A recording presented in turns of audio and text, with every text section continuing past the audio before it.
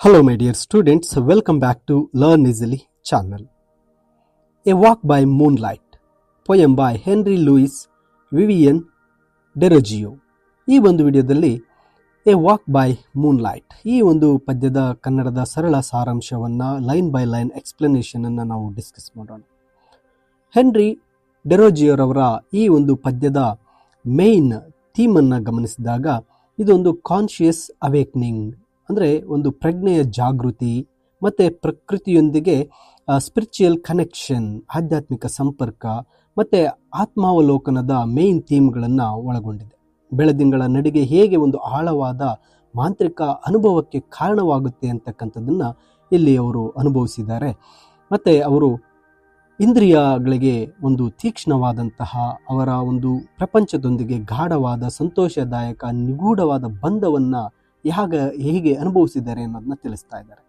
ಅಂದರೆ ಇಲ್ಲಿ ಮೇನ್ ಥೀಮ್ಗಳನ್ನು ಗಮನಿಸಿದಾಗ ಒಂದು ಸ್ನೇಹ ಮತ್ತು ನೆನಪು, ಪ್ರಕೃತಿಯ ಒಂದು ಪರ್ಸನಾಫಿಕೇಷನ್ನ ಇಲ್ಲಿ ಕಾಣಬಹುದು, ಮತ್ತು ಸ್ಪಿರಿಚುವಲ್ ಅವೇಕನಿಂಗನ್ನು ನೋಡಬಹುದಾಗುತ್ತೆ, ಮತ್ತು ಒಂದು ಒನ್ನೆಸ್ ವಿತ್ ದ ಯೂನಿವರ್ಸ್ ಅಂದರೆ ವಿಶ್ವದೊಂದಿಗೆ ಒಂದು ಏಕತೆಯನ್ನು ಈ ಒಂದು ಥೀಮ್ನಲ್ಲಿ ನೋಡಬಹುದು, ಮತ್ತು ಪರಿಸರ ಪ್ರಜ್ಞೆ ಎಕಾಲಜಿಕಲ್ ಕಾನ್ಷಿಯಸ್ಸನ್ನು ಈ ಒಂದು ಪದ್ಯದ ಮೇನ್ ಥೀಮ್ಗಳಲ್ಲಿ ನಾವು ಗಮನಿಸಬಹುದಾಗಿರುತ್ತೆ.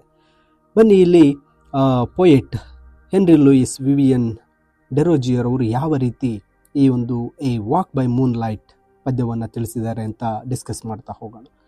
ಮೊದಲ ಒಂದು ಸ್ಟ್ಯಾನ್ಸದಲ್ಲಿ ಹೇಳ್ತಾರೆ, last night it was a lovely night and I was very blessed, shall it not be for memory a happy spot to rest. ನೋಡಲಿ, ಕಳೆದ ರಾತ್ರಿ ಇದು ಒಂದು ಸುಂದರವಾದ ರಾತ್ರಿ ಮತ್ತು ನಾನು ತುಂಬ ಖುಷಿಪಟ್ಟಿದ್ದೆ. ಇದು ನೆನಪಿಗಾಗಿ ನಮಗೆ ಇರಲೇಬೇಕು, ವಿಶ್ರಾಂತಿ ಪಡೆಯಲು ಇದು ಒಂದು ಸಂತೋಷದ ತಾಣ ಅಂತ ಹೇಳ್ತಾ ಇದ್ದಾರೆ. ಅಂದರೆ ಕವಿ ಕಳೆದ ರಾತ್ರಿಯ ಅನುಭವವು ತುಂಬ ಮನಮೋಹಕರವಾಗಿತ್ತು. ರಾತ್ರಿಯ ಸೌಂದರ್ಯದಿಂದ ಕವಿ ತನ್ನನ್ನು ತಾನು ಅದೃಷ್ಟವಂತ ಅಂತ ಭಾವಿಸ್ತಾ ಇದ್ದಾರೆ. ಇಂತಹ ಸುಂದರ ಕ್ಷಣವನ್ನು ಮನಸ್ಸಿನಲ್ಲಿ ಶಾಶ್ವತವಾಗಿ ಉಳಿಸಿಕೊಳ್ಳಲು ಬಯಸ್ತಾ ಇದ್ದಾರೆ. ಕವಿಯ ಮನಸ್ಸು ಆತಂಕದಲ್ಲಿರುವಾಗ ಈ ಸುಖದ ನೆನಪು ನೆಮ್ಮದಿಗೆ ನೀಡುವಂತಹ ಒಂದು ನೆನಪಾಗುತ್ತೆ ಅಂತಕ್ಕಂಥದ್ದನ್ನು ಹೇಳ್ತಾ ಇದ್ದಾರೆ. ಮುಂದಿನ ಸಾಲುಗಳಲ್ಲಿ, S there are in the backward past soft hours to which we turn, hours which at distance mildly shine on but never burn. ನೋಡಿ, ಹಿಂತಿರುಗಿ ನೋಡಿದಾಗ ಪಾಸ್ಟ್ ಭೂತಕಾಲದಲ್ಲಿ ಒಂದು ಮೃದುವಾದ ಸಮಯ, ಮೃದುವಾಗಿ ಒಳೆಯುವ ಸಮಯಗಳು ನಮಗೆ ಎಂದಿಗೂ ಸಹ ನಮ್ಮನ್ನು ಬಾಧಿಸುವುದಿಲ್ಲ ಅಂತ ಹೇಳ್ತಾ ಇದ್ದಾರೆ. ಅಂದರೆ ಜೀವನದಲ್ಲಿ ಹಿಂದೆ ಕಳೆದ ಕೆಲವು ಕ್ಷಣಗಳಿವೆ, ಅವು ಶಾಂತಿಯುತ ಮತ್ತು ಮಧುರವಾದಂತಹ ಕ್ಷಣಗಳು. ಅವುಗಳತ್ತ ಮನಸ್ಸು ಆಗಾಗ ತಿರುಗಿ ನೋಡ್ತಾ ಇರುತ್ತೆ. ಈ ನೆನಪುಗಳು ದೂರದಿಂದಲೂ ಸಹ ತುಂಬ ಮೃದುವಾಗಿ ಸೌಮ್ಯವಾಗಿ ಪ್ರಕಾಶಮಾನವಾಗಿ ಗೋಚರಿಸುತ್ತೆ. ಈ ಹಿಂದಿನ ಆ ಸುಖದ ನೆನಪುಗಳು ನೋವನ್ನು ನೀಡದೆ ಕೇವಲ ಸಂತೋಷವನ್ನು ಮಾತ್ರವೇ ನೀಡ್ತವೆ ಅಂತ ಈ ಸಾಲುಗಳಲ್ಲಿ ಹೇಳ್ತಾರೆ. ನಂತರ, and some of these but ester night across my path were thrown, which made my heart so very light, I think it could have flown.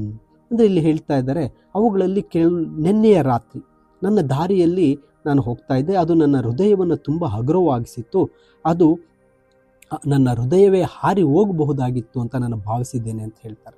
ಅಂದರೆ ಒಂದು ಸುಂದರ ನೆನಪುಗಳಲ್ಲಿ ನಿನ್ನೆ ರಾತ್ರಿಯಲ್ಲಿ ಮನಸ್ಸಿನಲ್ಲಿ ಒಂದು ನೆನಪು ಮೂಡಿದೆ. ಆ ನೆನಪು ದಿಢೀರನೆ ನನ್ನ ಮನಸ್ಸಿಗೆ ಬಂತು. ಆ ಸಂತೋಷದ ನೆನಪುಗಳು ಆ ಕವಿಯ ಹೃದಯವನ್ನು ಭಾರವಿಲ್ಲದಂತೆ ಅತ್ಯಂತ ಸಂತೋಷದಿಂದ ತುಂಬಿತ್ತು. ಕವಿ ಅತಿಯಾದ ಸಂತೋಷದಿಂದ ಅವರ ಹೃದಯ ಹಾರುವಷ್ಟು ಹಗುರವಾಯಿತು ಅಂತ ಹೇಳ್ತಾರೆ. ಮುಂದಿನ ಸ್ಟ್ಯಾನ್ಸದಲ್ಲಿ ಹೇಳ್ತಾ ಇದ್ದಾರೆ, I had been out to see a friend with whom I others saw like minds to like mind ever tend and universal law. ನಾನು ನನ್ನ ಒಬ್ಬ ಸ್ನೇಹಿತನನ್ನು ನೋಡಲು ಹೋಗಿದ್ದೆ, ಅವರೊಂದಿಗೆ ನಾನು ಇತರರನ್ನು ಕಂಡೆ. ಸಮಾನ ಮನಸ್ಸುಗಳು ಯಾವಾಗಲೂ ಸಮಾನ ಮನಸ್ಸುಗಳ ಕಡೆಗೆ ಒಲವನ್ನು ತೋರುತ್ತೆ. ಇದು ಒಂದು ಯೂನಿವರ್ಸಲ್ ಲಾ, ಇದು ಒಂದು ಸಾರ್ವತ್ರಿಕ ನಿಯಮ ಅಂತ ಹೇಳ್ತಾ ಇದ್ದಾರೆ.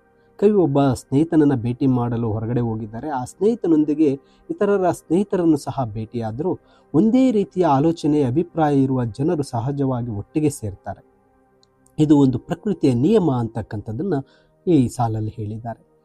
ನಂತರ, and when we were returning home we come who will walk with me A little way I said and low I straight was joined by Thi. ಇಲ್ಲಿ ನಾನು ನಾವು ಮನೆಗೆ ಹಿಂತಿರುಗ್ತಾ ಇದ್ದಾಗ ಬನ್ನಿ ಯಾರು ನನ್ನೊಂದಿಗೆ ನಡೆಯುತ್ತೀರಾ ಸ್ವಲ್ಪ ದೂರ ಎಂದು ನಾನು ಕೇಳಿದೆ. ಮತ್ತೆ ನೋಡಿದೆ, ನನಗೆ ತಕ್ಷಣ 3 ಜನ ನನ್ನ ಜೊತೆ ಸೇರಿಕೊಂಡ್ರು. ನಾನು ಪ್ರೀತಿಸಿದ 3 ಇಬ್ಬರು ಉನ್ನತ ಆಲೋಚನೆಗಳನ್ನು ಸಹ ಹೊಂದಿದ್ರು ಅಂತ ಹೇಳ್ತಾ ಇದ್ದಾರೆ. ಅಂದರೆ ಸ್ನೇಹಿತರನ್ನ ಭೇಟಿ ಮಾಡಿ ಮನೆಗೆ ಹಿಂತಿರುಗಿದಾಗ ನನ್ನೊಂದಿಗೆ ಯಾರಾದರೂ ಸ್ವಲ್ಪ ದೂರ ನಡ್ಕೊಂಡು ವಾಕ್ ಬರ್ತೀರಾ ಅಂದಾಗ ಆ 3 ಜನ ಅವರ ಒಂದು ಸ್ನೇಹಿತರು ಅವರೊಂದಿಗೆ ನಡೆಯಲು ಪ್ರಾರಂಭಿಸಿದ್ದಾರೆ. ಆ 3ರಲ್ಲಿ ಇಬ್ಬರು ಗಂಭೀರವಾದ ಮತ್ತು ಶ್ರೇಷ್ಠವಾದ ವಿಚಾರಗಳನ್ನು ಹೊಂದಿದ್ರು ಅಂತ ಹೇಳ್ತಾರೆ. And were in age my peers, and one was young but endured as much as youth endures. ಮತ್ತು ಆ ಬಂದಿರೋರಲ್ಲಿ ನನಗೆಲ್ಲರೂ ವಯಸ್ಸಿನಲ್ಲಿ ಸಮಾನರಾಗಿದ್ದರು, ಆದರೆ ಒಬ್ಬನು ಚಿಕ್ಕವನಾಗಿದ್ನು, ಆದರೆ ಅವನು ತುಂಬ ಪ್ರೀತಿಯನ್ನು ಹೊಂದಿದ್ನು. ಯೌವನವು ಎಷ್ಟು ಪ್ರೀತಿ ಪಾತ್ರವೋ ಅಷ್ಟೇ ಆತ ತುಂಬ ಪ್ರೀತಿ ಪಾತ್ರನು ಅಂತ ಹೇಳ್ತಾರೆ. ಅಂದರೆ ಆ ಇಬ್ಬರು ಕವಿಯಲ್ಲಿ ಇಬ್ಬರು ಸ್ನೇಹಿತರು ಸಮಾನ ವಯಸ್ಕರು, 3ನೇಯವನು ಕಿರಿಯವನಾಗಿದ್ದಾನೆ. ಕವಿಯ ಪ್ರೀತಿಯಷ್ಟೇ ಆತ ಪ್ರೀತಿ ಪಾತ್ರನು. ಯುವಕ ಸಹಜ ಪ್ರೀತಿ ಮತ್ತು ಮುಗ್ಧತೆ ಅವನು ಕವಿಗೆ ತುಂಬ ಅಚ್ಚುಮೆಚ್ಚಿನ ಒಬ್ಬ ಫ್ರೆಂಡ್ ಆಗಿದ್ರು ಅಂತ ಹೇಳ್ತಾರೆ. ನಂತರ the moon stood silent in the sky and looked upon our earth, the clouds divided passing by in homage to her worth. ಆಕಾಶದಲ್ಲಿ ಚಂದ್ರನು ಮೌನವಾಗಿ ನಿಂತಿದ್ನು ಮತ್ತು ನಮ್ಮ ಭೂಮಿಯ ಮೇಲೆ ನೋಡ್ತಾ ಇದ್ನು. ಮೋಡಗಳು ಅಲ್ಲಿ ಹಾದು ಹೋಗ್ತಾ ಇದೆ. ಆಕೆ ಆ ಚಂದ್ರನ ಮೌಲ್ಯಕ್ಕೆ ಆ ಮೋಡಗಳು ಗೌರವವನ್ನು ಸಲ್ಲಿಸ್ತಾ ಇದೆ ಅಂತ. ಚಂದ್ರನು ಶಾಂತವಾಗಿ ಗಂಭೀರವಾಗಿ ಆಕಾಶದಲ್ಲಿ ಪ್ರಕಾಶಿಸ್ತಾ ಇದ್ನು. ಚಂದ್ರನ ಬೆಳಕು ಭೂಮಿಯ ಮೇಲೆ ಸೌಮ್ಯವಾಗಿ ಬೀಳ್ತಾ ಇತ್ತು. ಮೋಡಗಳು ಚಂದ್ರನಿಗೆ ಅಡ್ಡ ಬರದೆ ಗೌರವದಿಂದ ದೂರ ಸರಿತಾ ಇದ್ವು. ಪ್ರಕೃತಿಯು ಚಂದ್ರನ ಶಕ್ತಿ ಮತ್ತು ಸೌಂದರ್ಯಕ್ಕೆ ಎಲ್ಲ ಗೌರವವನ್ನು ಸಲ್ಲಿಸ್ತಾ ಇತ್ತು ಅಂತಕ್ಕಂತಹ ಭಾವನೆಗಳನ್ನು ಇಲ್ಲಿ ಹೇಳ್ತಾರೆ. ಮುಂದಿನ ಸಾಲುಗಳಲ್ಲಿ there was a dance among the leaves rejoicing at her power, who robes for them of silver waves within one mystic hour. ಅಲ್ಲಿ ಎಲೆಗಳ ನಡುವೆ ಒಂದು ಡ್ಯಾನ್ಸ್, ನೃತ್ಯ ನಡೀತಾ ಇತ್ತು. ಆ ಚಂದ್ರನ ಶಕ್ತಿಯಿಂದ ಸಂತೋಷ ಪಡ್ತಾ ಯಾರು ಅವ್ರಿಗಾಗಿ ಬೆಳ್ಳಿಯ ವಸ್ತುಗಳನ್ನು ನೇಯ್ದು ಬೆಳಕನ್ನು ನೀಡ್ತಾ ಇದ್ದಾಳೆ. ಇದೊಂದು ನಿಗೂಢವಾದಂತಹ ಸಮಯ ಆಗಿತ್ತು ಅಂತ. ಎಲೆಗಳು ಗಾಳಿಯಲ್ಲಿ ನಿಧಾನವಾಗಿ ಅಲುಗಾಡ್ತಾ ನೃತ್ಯ ಮಾಡುತ್ತಿರುವಂತೆ ಕಾಣಿಸ್ತಾ ಇತ್ತು. ಚಂದ್ರನ ಶಕ್ತಿ ಮತ್ತು ಬೆಳಕಿಗೆ ಎಲೆಗಳು ಸಂತೋಷ ವ್ಯಕ್ತಪಡಿಸ್ತಾ ಇದ್ವು. ಚಂದ್ರನು ತನ್ನ ಬೆಳ್ಳಿಯ ಬೆಳಕಿನಿಂದ ಎಲೆಗಳಿಗೆ ಹೊಳೆಯುವ ಬಟ್ಟೆಯನ್ನು ನೇಯ್ತಾ ಇದ್ದ. ಮತ್ತು ಆ ಬೆಳದಿಂಗಳ ಆ ಮಾಂತ್ರಿಕ ಸಮಯದಲ್ಲಿ ಪ್ರಕೃತಿಯು ಒಂದು ಅಸಾಮಾನ್ಯ ಸೌಂದರ್ಯವನ್ನು ಪಡೀತಾ ಇತ್ತು. ಆ ಬೆಳದಿಂಗಳ ರಾತ್ರಿ, ಆ ರಾತ್ರಿಯಲ್ಲಿ ನಾವು ವಾಕನ್ನು ಹೋಗ್ತಾ ಇದ್ದೀವಿ ಅಂತ ಹೇಳ್ತಾರೆ. ಮುಂದಿನ ಸಾಲುಗಳಲ್ಲಿ there was a song among the winds hymning her influence, that low breathed minstrelsy with which binds the soul to thought intense, and there was something in the night that with its magic wounds us. ನೋಡಿ, ಇಲ್ಲಿ ಹೇಳ್ತಾ ಇದ್ದಾರೆ, ಅಲ್ಲಿ ಒಂದು ಗಾಳಿಯ ನಡುವೆ ಗಾಳಿ ಒಂದು ಹಾಡನ್ನು ಹಾಡ್ತಾ ಇತ್ತು. ಅದು ಚಂದ್ರನ ಪ್ರಭಾವದ ಬಗ್ಗೆ ಹಾಡ್ತಾ ಇತ್ತು. ನಿಧಾನವಾಗಿ ಉಸಿರಾಡುವ ಸಂಗೀತಗಾರಿಕೆಯಿಂದ ಬಂಧಿಸಿತ್ತು. ಆತ್ಮವನ್ನು ತೀವ್ರ ಆಲೋಚನೆಗೆ ಮತ್ತೆ ದುಡಿತು. ಆ ರಾತ್ರಿಯಲ್ಲಿ ಏನೋ ಇತ್ತು, ಅದು ಮಾಂತ್ರಿಕತೆಯಿಂದ ನಮ್ಮನ್ನು ಒಂದು ರೀತಿ ಸೆಳಿತಾ ಇತ್ತು ಅಂತ ಹೇಳ್ತಾರೆ. ಅಂದರೆ ಇಲ್ಲಿ ಆ ಪ್ರಕೃತಿಯ ಒಂದು ಪ್ರಭಾವವನ್ನು ಇಲ್ಲಿ ತಿಳಿಸ್ತಾ ಇದ್ದಾರೆ. ಅಲ್ಲಿ ಒಂದು ಗಾಳಿ ಹಾಡನ್ನು ಹಾಡ್ತಾ ಇದೆ, ಚಂದ್ರನ ಪ್ರಭಾವವನ್ನು ಹೊಗಳಿ ಹಾಡ್ತಾ ಇದೆ. ಆ ಒಂದು ಶಾಂತ ಸಂಗೀತ ಮನಸ್ಸಿನಲ್ಲಿ ಒಂದು ಆಳವಾದ ಚಿಂತನೆಗೆ ಕರೆದುಕೊಂಡೋಯ್ತು. ಆ ರಾತ್ರಿಯ ವಾತಾವರಣದಲ್ಲಿ ಯಾವುದೋ ಒಂದು ಮಾಂತ್ರಿಕ ಗುಣವಿತ್ತು. ಆ ರಾತ್ರಿಯ ಸೌಂದರ್ಯ ನಮ್ಮನ್ನು ಸಂಪೂರ್ಣವಾಗಿ ಸೆಳೆಯಿತು, ನಮ್ಮನ್ನೆಲ್ಲ ಮುಗ್ಧರನ್ನಾಗಿಸಿತು ಅಂತ ಹೇಳ್ತಾರೆ. ಇನ್ನು ಮುಂದಿನ ಸಾಲುಗಳಲ್ಲಿ for we not only saw but felt the moonlight around us, O vague are all the mysteries which bind us to our earth. ನೋಡಿ, ನಾವು ಏಕೆಂದರೆ ಅದು ಕೇವಲ ನೋಡಲಿಲ್ಲ ಸೌಂದರ್ಯವನ್ನು, ಆದರೆ ಅದು ನಮ್ಮ ಸುತ್ತಲೂ ಬೆಳದಿಂಗಳನ್ನು ನಾವು ಅನುಭವಿಸಿದವು. ಎಲ್ಲ ರಹಸ್ಯಗಳು ಅಸ್ಪಷ್ಟವಾಗಿದೆ. ಅದು ನಮ್ಮನ್ನು ನಮ್ಮ ಭೂಮಿಗೆ ಬಂಧಿಸಿಟ್ಟಿದೆ ಅಂತ ಹೇಳ್ತಾ ಇದ್ದಾರೆ. ಕವಿ ಮತ್ತು ಅವರ ಸ್ನೇಹಿತರು ಕೇವಲ ಕಣ್ಣುಗಳಿಂದ ನೋಡಲಿಲ್ಲ, ಅವರ ಚಂದ್ರನ ಬೆಳಕನ್ನು ತಮ್ಮ ಆತ್ಮ ಮತ್ತು ತಮ್ಮ ಇಡೀ ಒಂದು ಅಸ್ತಿತ್ವದಿಂದ ಅನುಭವಿಸಿದ್ದಾರೆ. ಮನುಷ್ಯ ಮತ್ತು ಪ್ರಕೃತಿಯನ್ನು ಬೆಸೆಯುವ ರಹಸ್ಯಗಳು ತುಂಬ ಅಸ್ಪಷ್ಟ ಮತ್ತು ನಿಗೂಢವಾಗಿದೆ. ನಾವು ಈ ಭೂಮಿಗೆ ಮತ್ತು ಅದರ ಒಂದು ಸೃಷ್ಟಿಯೊಂದಿಗೆ ಹೇಗೆ ಸಂಪರ್ಕ ಹೊಂದಿದ್ದೇವೆ ಅಂತಕ್ಕಂಥದ್ದನ್ನು, ಅದೊಂದು ದೊಡ್ಡ ರಹಸ್ಯ ಅಂತಕ್ಕಂಥದ್ದನ್ನು ತಿಳಿಸ್ತಾ ಇದ್ದಾರೆ. ಮುಂದಿನ ಸಾಲುಗಳಲ್ಲಿ ಹೇಳ್ತಾರೆ, How far they send into the heart their tones of holy mirth. How lovely are the phantoms dim which bless that better sight that man enjoys when profound stands is in his own spirit's light. ನೋಡಿ ಇಲ್ಲಿ ಹೇಳ್ತಾ ಇದ್ದಾರೆ, ಅವ್ರ ಹೃದಯಕ್ಕೆ ಎಷ್ಟು ದೂರ ಕಳಿಸ್ತಾ ಇದೆ ಅವುಗಳ ಪವಿತ್ರ ಆನಂದದ ಆ ಸ್ವರಗಳು. ಮುಸುಕಾದ ಮಾಯೆ ಎಷ್ಟು ಸುಂದರವಾಗಿದೆ, ಅದು ಉತ್ತಮ ದೃಷ್ಟಿಯನ್ನು ನೀಡ್ತಾ ಇದೆ. ಮನುಷ್ಯನು ಹೆಮ್ಮೆಯಿಂದ ನಿಂತಾಗ ಅವನು ಅದನ್ನು ಅನುಭವಿಸಬಹುದು, ತನ್ನದೇ ಆದ ಒಂದು ಆತ್ಮದ ಬೆಳಕಿನಲ್ಲಿ ಅದನ್ನು ಅನುಭವಿಸ್ಬೋದು ಅಂತ ಹೇಳ್ತಾ ಇದ್ದಾರೆ. ಅಂದರೆ ಈ ಪ್ರಕೃತಿಯ ರಹಸ್ಯಗಳು, ಆ ಒಂದು ಪ್ರಕೃತಿಯ ಸೌಂದರ್ಯದ ಹೃದಯದ ಆಳಕ್ಕೆ ಪ್ರಭಾವ ಬೀರುತ್ತೆ.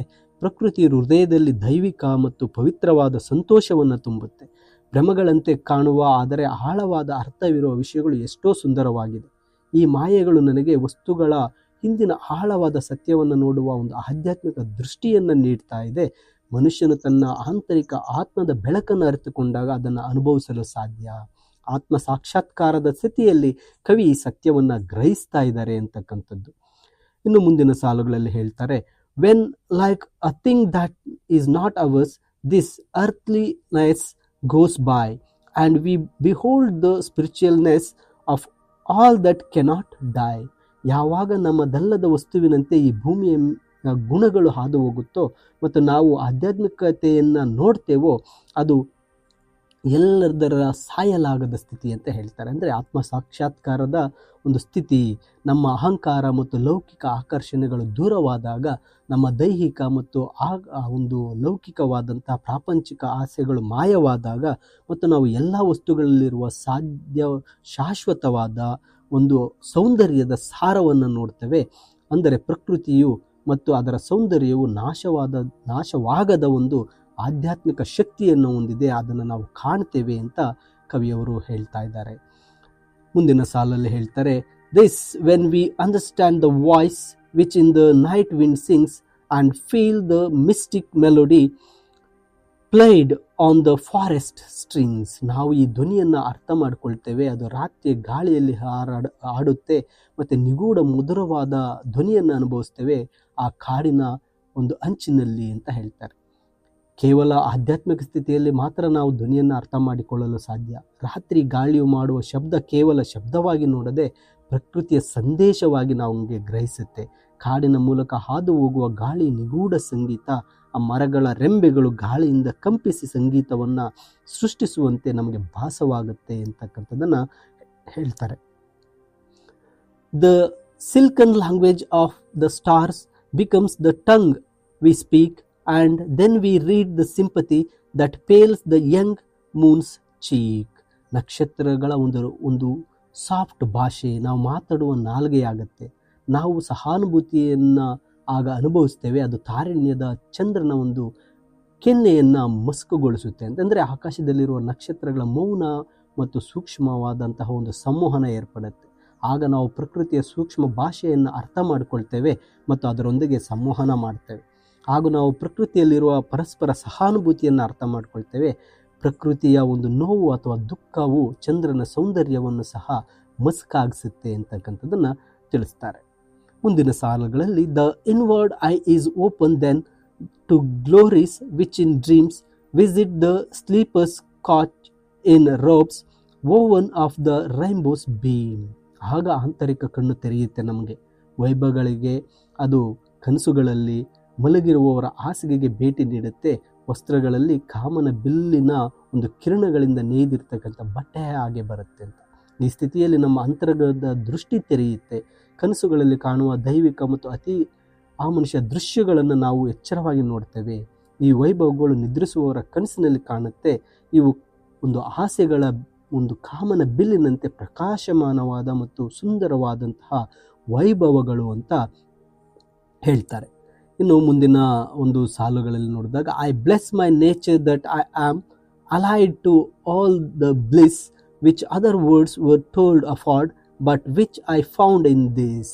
ನೋಡಿ, ಇಲ್ಲಿ ಹೇಳ್ತಾ ಇದ್ದಾರೆ, ನಾನು ನನ್ನ ಒಂದು ಸ್ವಭಾವವನ್ನು ಆಶೀರ್ವದಿಸಲ್ಪಟ್ಟಿದ್ದೇನೆ, ನಾನು ಧನ್ಯನಾಗಿದ್ದೇನೆ. ಈ ಒಂದು ಆ ಸೌಂದರ್ಯವನ್ನು ನಾನು ಅನುಭವಿಸಿದ್ದೇನೆ ಅಂತ ಕವಿ ತಮ್ಮನ್ನು ತಾವೇ ಧನ್ಯರು ಅಂತ ಭಾವಿಸ್ತಾ ಅವರು ಸೃಷ್ಟಿಯಲ್ಲಿರುವ ಎಲ್ಲ ಸಂತೋಷ ಮತ್ತು ಪರಮಾನಂದಕ್ಕೆ ಸಂಪರ್ಕ ಹೊಂದಿದ್ದಾರೆ ಅಂತ. ಬೇರೆ ಲೋಕಗಳಲ್ಲಿ ಸಿಗುವ ದೈವಿಕ ಸಂತೋಷವು ಈ ಲೋಕದಲ್ಲೇ ಇದೆ, ದೈವಿಕ ಆನಂದ ಸತ್ಯ ಮತ್ತೊಂದು ಲೋಕಗಳಲ್ಲಿ ಇಲ್ಲ, ಆದರೆ ಭೂಮಿಯ ಪ್ರಕೃತಿಯಲ್ಲಿಯೇ ಎಲ್ಲವೂ ಇದೆ ಅಂತಕ್ಕಂಥದ್ದನ್ನು ಹೇಳ್ತಾ ಇದ್ದಾರೆ. ಮುಂದಿನ ಸಾಲಲ್ಲಿ ಹೇಳ್ತಾರೆ, my heart is bettered when I feel that even this human heart to all around is gently bound and forms of all a part. ನನ್ನ ಹೃದಯವು ಈಗ ಒಂದು ರೀತಿ ಸಂತೋಷವನ್ನು ಅನುಭವಿಸ್ತಾ ಇದೆ. ಈ ಮಾನವ ಹೃದಯವು ಸಹ ಸುತ್ತಮುತ್ತಲಿನ ಎಲ್ಲದಕ್ಕೂ ಒಂದು ಕನೆಕ್ಷನನ್ನು ಬಂಧಿಸಲ್ಪಟ್ಟಿದೆ ಮತ್ತು ಎಲ್ಲದರ ಒಂದು ಭಾಗವಾಗಿದೆ, ಪ್ರಕೃತಿಯ ಒಂದು ಭಾಗವಾಗಿದೆ ಅಂತ. ಕವಿಯ ಹೃದಯವು ಹೆಚ್ಚು ದಯೆ ಮತ್ತು ಕರುಣೆಯಿಂದ ಅದು ಉತ್ತಮವಾಗಿದೆ. ಅವರ ಹೃದಯವು ಅದು ಸುತ್ತಮುತ್ತಲಿನ ವಸ್ತುಗಳೊಂದಿಗೆ ಒಂದು ಸೌಮ್ಯವಾದ ಸಂಪರ್ಕವನ್ನು ಹೊಂದಿದೆ. ತಮ್ಮ ಹೃದಯವು ಇಡೀ ವಿಶ್ವದ ಒಂದು ಭಾಗವಾಗಿದೆ ಅಂತ ಕವಿ ಇಲ್ಲಿ ಅರ್ಥ ಮಾಡ್ಕೊಳ್ತಾ ಇದ್ದಾರೆ. ನಂತರ ಸಾಲಲ್ಲಿ ಹೇಳ್ತಾರೆ, that cold and lifeless as they seem the flowers the stars the sky have more than common mind may deem to stir our sympathy. ಅವು ಎಷ್ಟು ತಂಪಾಗಿ ಮತ್ತು ನಿರ್ಜೀವವಾಗಿ ಕಂಡರೂ ಸಹ, ಅಂದರೆ ಪ್ರಕೃತಿಯಲ್ಲಿರ್ತಕ್ಕಂಥವು ಎಷ್ಟು ನಿರ್ಜೀವವಾಗಿ ಕಂಡರೂ ಕೂಡ ಆ ಹೂಗಳು, ನಕ್ಷತ್ರ, ಆಕಾಶ ಸಾಮಾನ್ಯ ಮನಸ್ಸುಗಳು ಊಹಿಸುವುದಕ್ಕಿಂತ ಹೆಚ್ಚಿನದನ್ನು ಅವು ಹೊಂದಿವೆ. ಅವು ನಮ್ಮ ಸಹಾನುಭೂತಿಯನ್ನು ಕೆರಳಿಸುತ್ತೆ ಅಂತ. ಹೂಗಳು, ನಕ್ಷತ್ರ ಮತ್ತು ಆಕಾಶವು ನಿರ್ಜೀವವಾಗಿ ಕಂಡರೂ ಅವು ಸಾಮಾನ್ಯ ಜನರು ಯೋಚಿಸೋದಕ್ಕಿಂತ ಹೆಚ್ಚಿನ ಆಳವಾದ ಅರ್ಥವನ್ನು ಮತ್ತು ಜೀವವನ್ನು ಹೊಂದಿದೆ. ಅವು ನಮ್ಮಲ್ಲಿ ಸಹಾನುಭೂತಿ ಮತ್ತು ಸಂಪರ್ಕದ ಭಾವನೆಗಳನ್ನು ಮೂಡಿಸುತ್ತೆ ಅಂತಕ್ಕಂಥದ್ದನ್ನು ಇಲ್ಲಿ ಕವಿ ಹೇಳ್ತಾರೆ.